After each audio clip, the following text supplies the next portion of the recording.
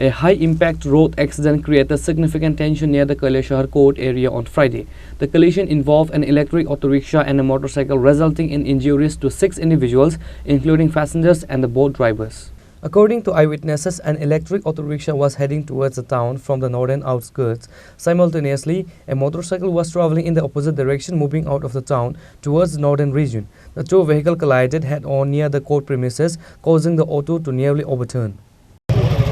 গাড়িটা তো আর বাইকটা সামনে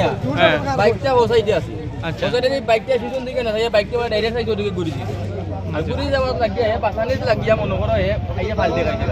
টুকটুকের মধ্যে ইয়া আছিল নি অটোর মধ্যে মানুষ আছিল নি গাড়িতে মানুষ আছিল বাচ্চা দুইটা আর মহিলা দুইজন আর বেটা মানুষ আছে আহত হইছে নি কেউ আহত বেটি মানুষ একজন হইছে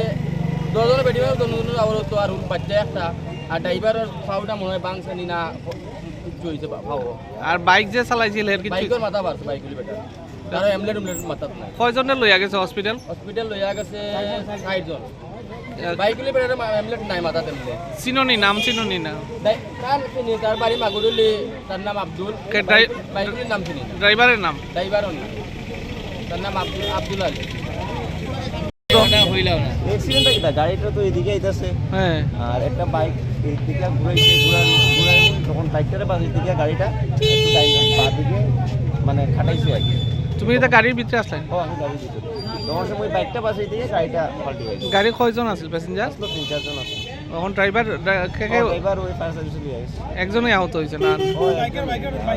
বাইকে যে আসলো তার ভিতরে মাথাটা পুরো ফাটছে বাইকের এনার মাথা অন্য পিছনে বাড়ছে মহিলারও মাথা কোন জায়গাতে হইছে ঘটনাটা বেটার পুরি জায়গাটা নাক পারতে better Puri driver Reported by Uttam Dev from Kailashahar, Chini, Khorang.